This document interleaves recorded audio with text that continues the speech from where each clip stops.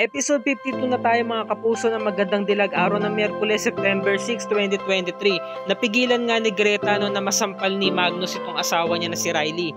Kasi nga sinabi niya, wag ngayon Magnus. Sabi naman ni Magnus, wag ka muna makialam dito Greta. Kailangan kong makialam kasi mag-e-eleksyon na.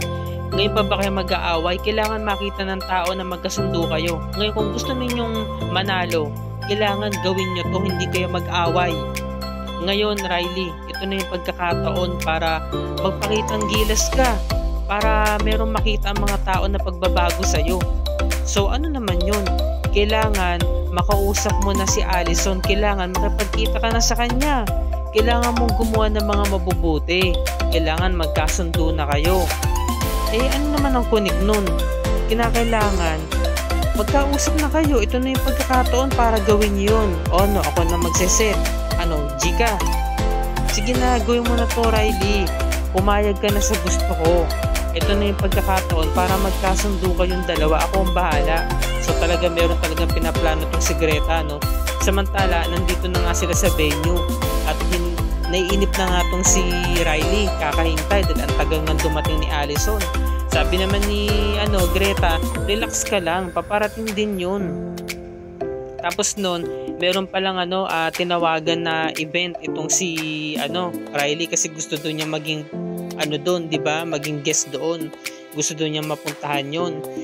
Ngayon, bigla na lamang dumating itong si Allison at syempre nagplastikan sila. Sabi naman ni Greta, "Uy, salamat girls ha, napakita kayo sa akin. Hindi niyo talaga ako binugo dito sa convention na 'to."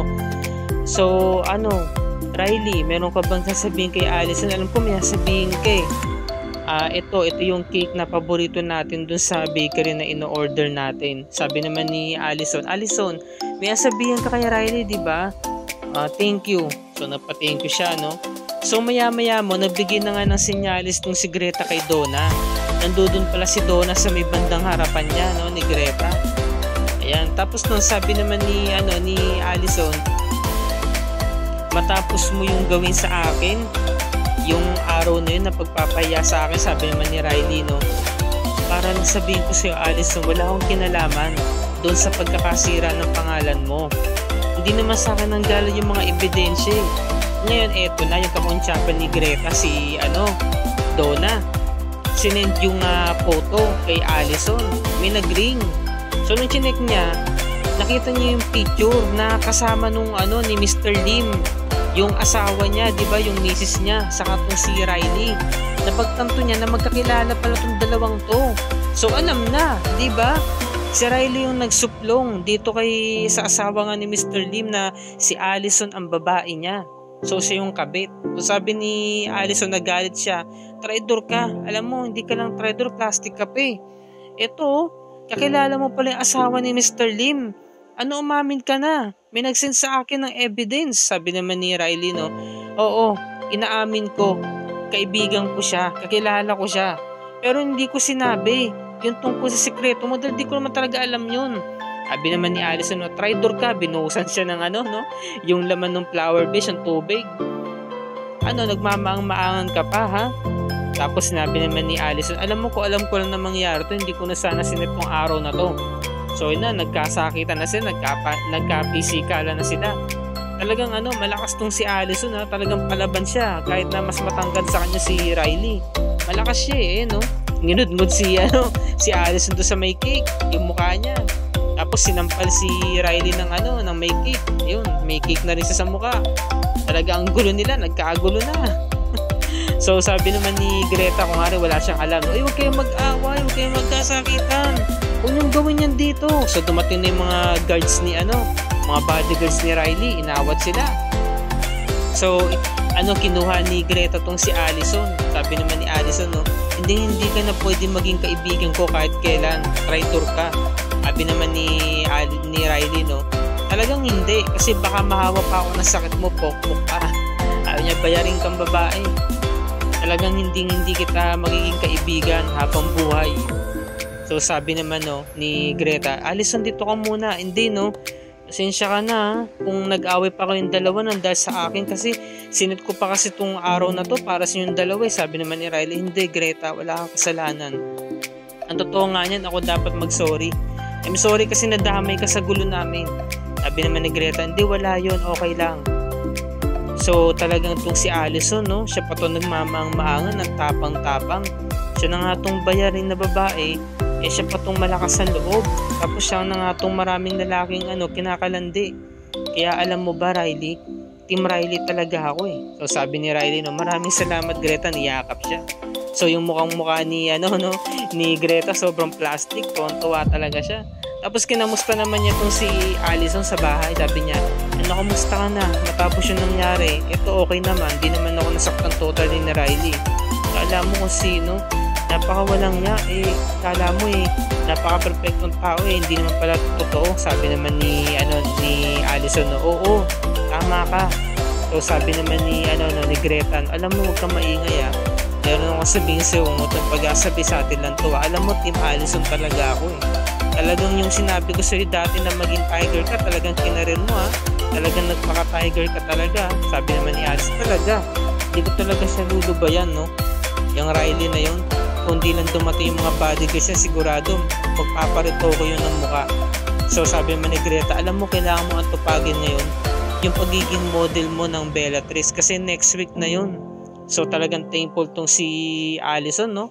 Tuwang-tuwa siya, so niyakap niya si Greta. Sabi niya, thankful ako at nakilala ka at naging magkaibigan tayo. So syempre plastic na naman si Greta diba, habang niyayakap niya.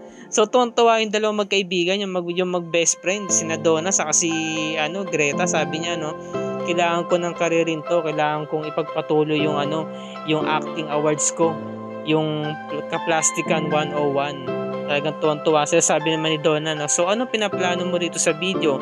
Papakalat mo ba? Sabi naman ni Greta, no, nais ko sana pakalat yan kaso mas maganda sana kung merong tamang timing, di ba? Bago natin ilabas yung video na yan, gusto ko masira muna ng tuluyan yung si Riley, mapabagsak siya, at saka natin ilalabas yung video na yan. Yun talaga mas magandang timing, yung mapanood nila, yung bangayan nilang dalawa ni Allison. Samantala yung katulong, papakainin na nga ng pakwan ng prutas yung si Luisa. Ayaw siyang pagbuksan ng pinto. Sabi naman ni Greta, bakit po ate, ano po nangyari? Kasi po yung nanay nyo naglock na naman po ng pinto. Ayaw niyo po akong pagbuksan. Sabi naman ni Donna, di ba may susi ang kunin ko? Ay hindi na Beshi, ako na bahala dito, sige na. O sige Beshi kaya mo na balik na ako doon sa upuan. O sige Nay, buksan niyo na po ito pintuan, sige ka, maagnas ang magandang dilag na anak mo dito sa labas. Buksan mo na to, muna akong pag-lock. Anak mo to, ako to, si JJ. So pinabuksan na siya ng pinto.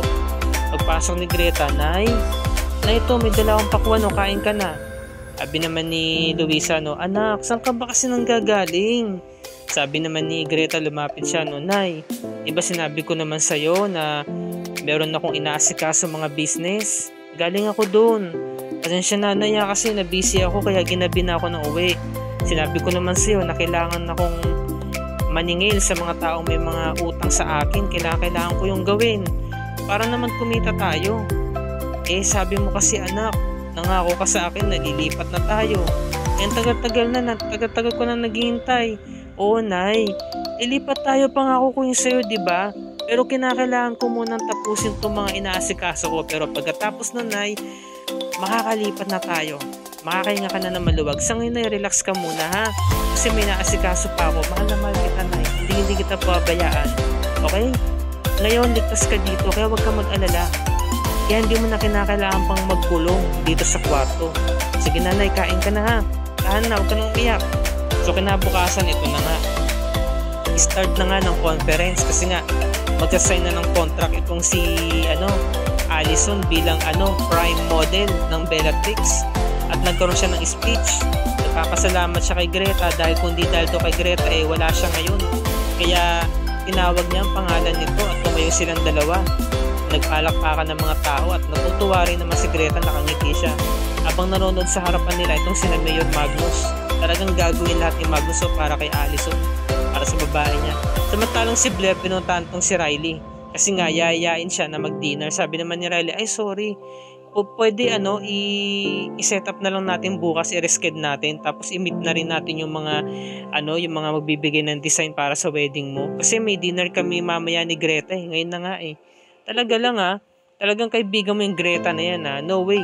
hindi ako sasama para makapagkita sa kanya.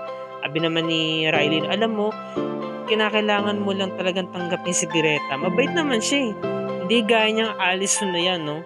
Talaga yung traidor. Sabi naman ni, sige, alis na ako, sabi naman ni Blair, no? Alam mo, kailangan mo magbago ng isip. Dahil ito, papakat ako sa itong video nito. Tinan mo. O ngayon, masasabi mo pa ba na totoong kaibigan niya si Greta? Samantalang kinuha niya bilang mag-endorso or maging prime model ng Bellatrix, yung kaaway mo. O diba?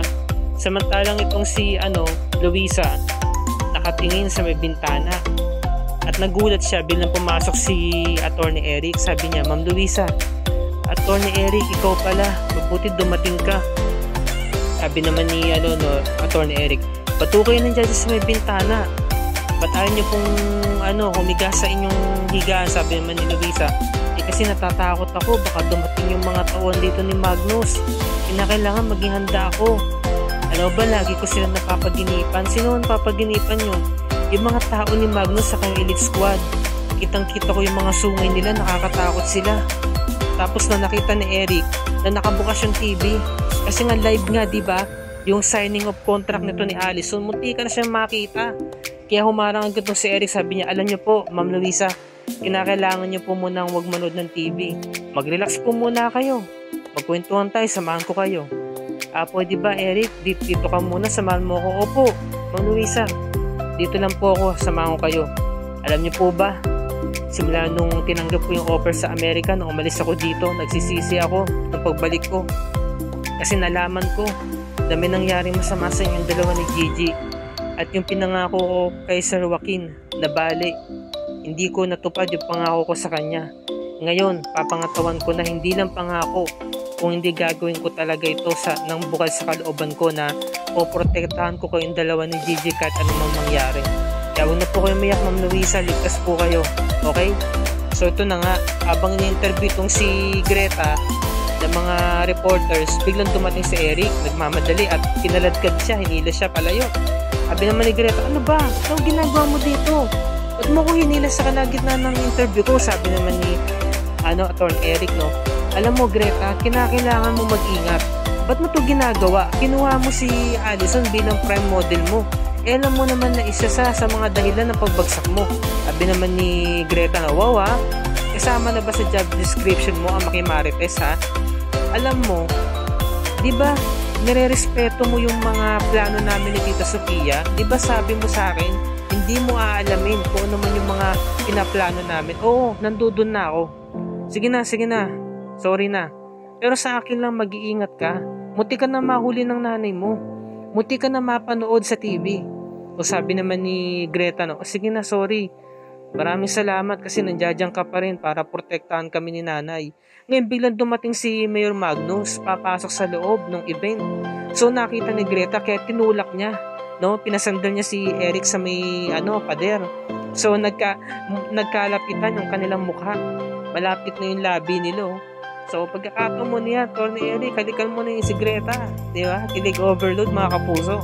At dito na po natatapos ng review and recap para sa araw na to. Bukas, araw ng Huwebes, episode 53 na tayo, September 7, mga kapuso. No? Nakakalap ng ebidensya itong si Greta kaya Allison. Dahil gagamitin niya si Allison para tuluyan masira itong si Riley. Ayun pala, meron palang kopya ng mga pangalan ng mga empleyado ng Capsule X itong si Allison na minaltrato nito ni Riley. Kaya pinuntahan agad ni Greta itong si Attorney Eric para nga naman sampahan ng kaso itong si Riley at tuluyan na siyang makulong. Ito yung pinaplano nilang dalawa ni Donna. Kaya ngayon, kasama na ngayon sa Oakland, no, ng pag-iimbestiga tong si Attorney Eric. Kukuha sila ng matibay na ebidensya, i-interviewin nila yung mga empleyado ng Capsule X na nanilbihan or nagtrabaho, no, na minaltrato nito ni Riley. So Riley, manda ka na dahil baka ngayong linggo makulong ka na, no, at masira na yung karir mo. So So grabe talaga yung mga eksena rito sa Magandang Dilag mga kapuso, no? Sobrang ganda talaga. Bawat episode talagang aabangan mo, hindi mo talaga palalagpasin. So yan yung mga mangyayari, no, sa mga susunod na episode, kaya wag natin tong kaliligtaan mga kapuso. At kung bago ka pa lamang sa akin channel, please like this video at i-share mo na rin to sa iyong social media platforms. I-hit mo na rin ang subscribe button with notification bell icon para lagi ka updated sa mga episodes ng Magandang Dilag and other GMA shows tulad nito. Magandang hapon mga kapuso, and God bless us all.